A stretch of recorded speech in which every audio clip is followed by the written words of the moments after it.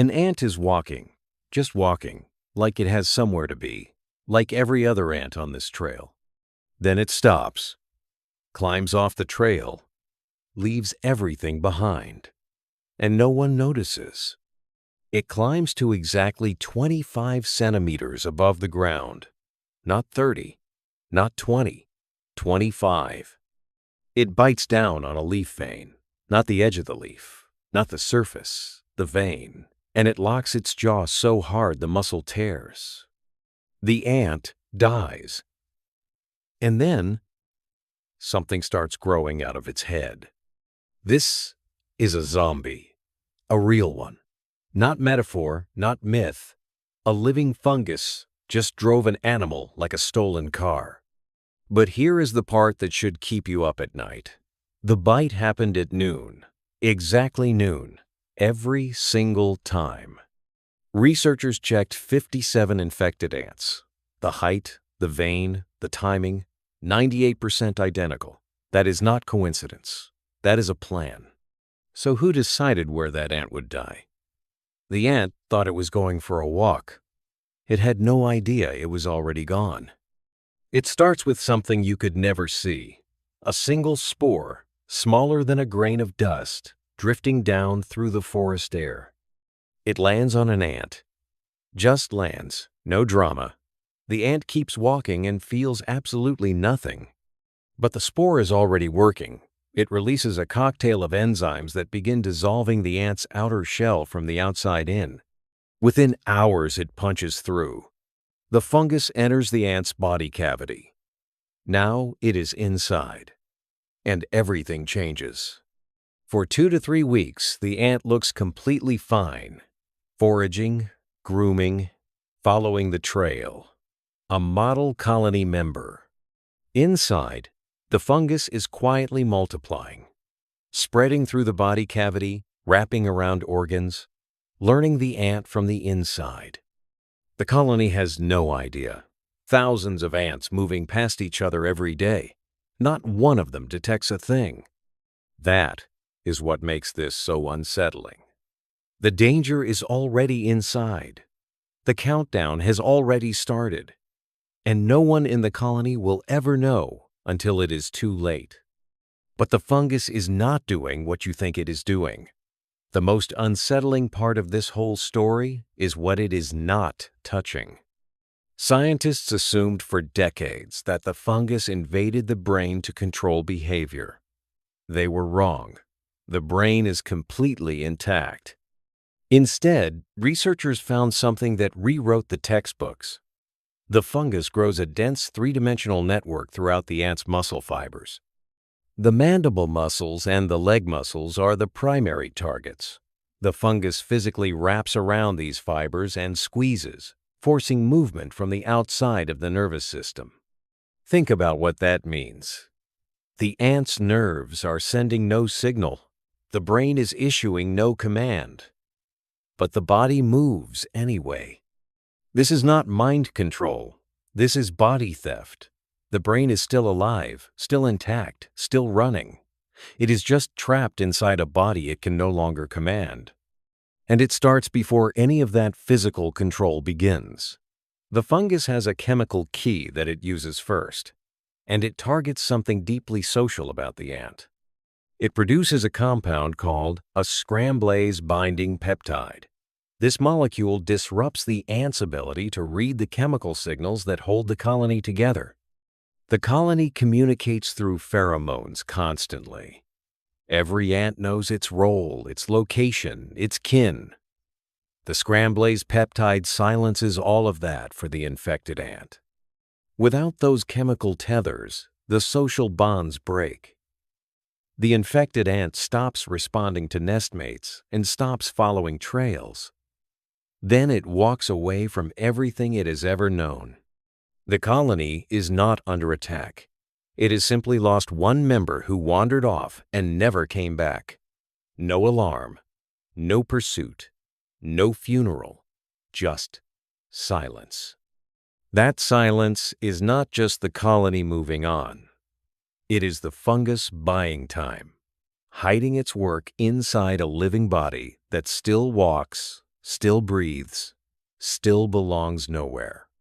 Step 1 of the sequence: isolation.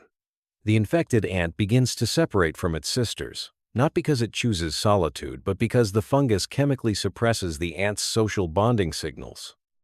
This is the fungus protecting its investment. A dead ant inside a colony gets eaten or removed. An ant that wanders away first becomes the perfect unguarded delivery vehicle. Step 2. Nest abandonment. The fungus drives the ant away from warmth and safety, out of the regulated humidity of the nest, into the open forest understory where spores can travel. Step 3. Summit disease. The ant climbs, not up, not toward light, not toward food, toward a very specific height, roughly 25 centimeters above the soil surface. No more, no less. The fungus reads humidity gradients, temperature, and airflow through the ant's own sensory system. It computes the optimal spore launch altitude, like an engineer choosing a broadcast tower height. And the side of the plant matters. North-facing surfaces in the southern hemisphere, or shaded slopes elsewhere, stay cooler and moister, the exact microclimate the fruiting body needs to survive long enough to sporulate. Step 4. The death grip. The ant bites down on the main vein of a leaf. Not the edge, not the stem. The central vein. Its mandibles lock with a muscular force that outlasts the ant's own life. The locking is not a spasm. Fungal mycelium physically infiltrates the jaw muscles and forms a kind of biological ratchet, a permanent mechanical clamp that holds even after every other system fails. Now consider the timing. Studies have recorded infected ants biting down within 30 minutes of solar noon, synchronizing their deaths across the forest like a morbid clock. The fungus is keeping time.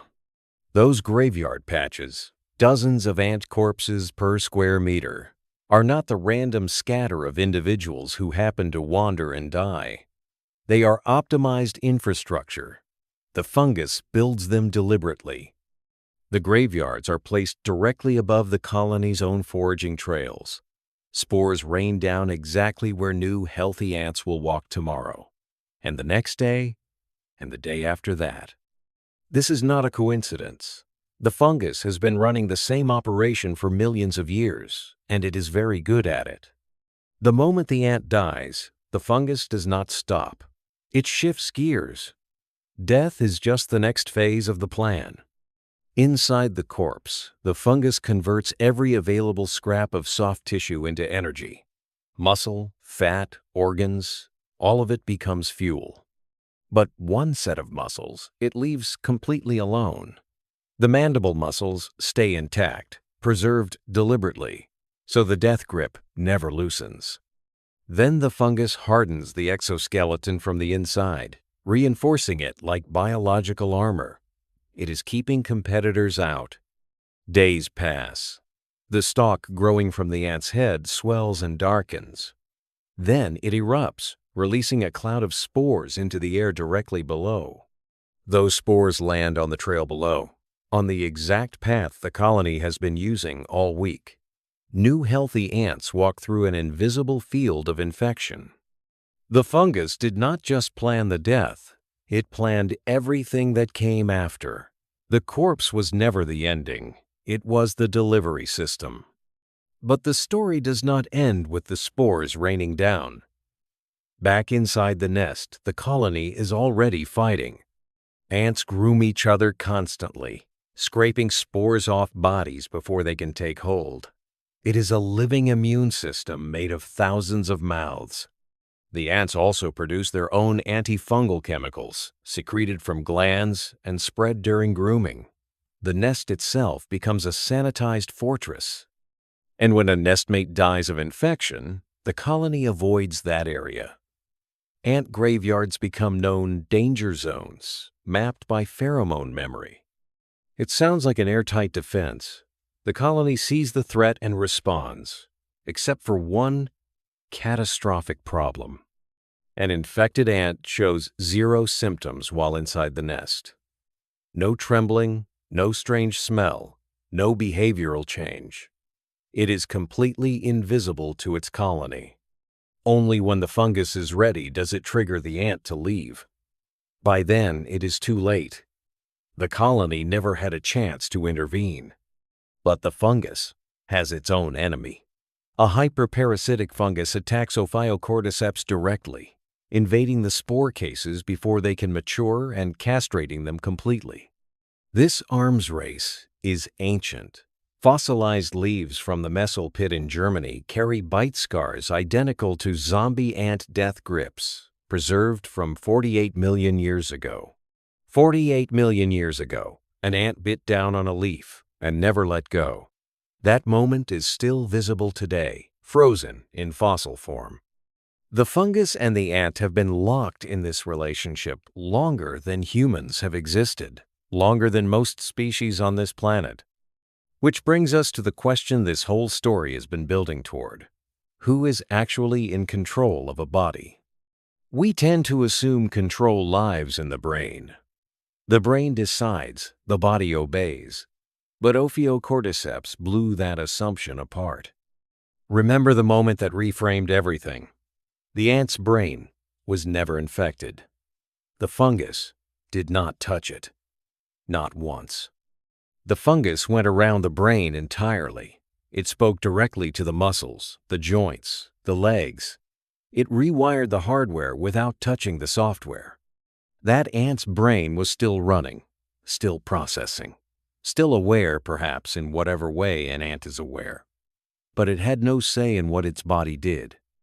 A body being piloted from below. A mind still on but no longer at the wheel. That is the image at the center of this whole story. And here is what that means for you. Your behavior, your movement, even your sense of self can all be shaped by forces operating below your awareness.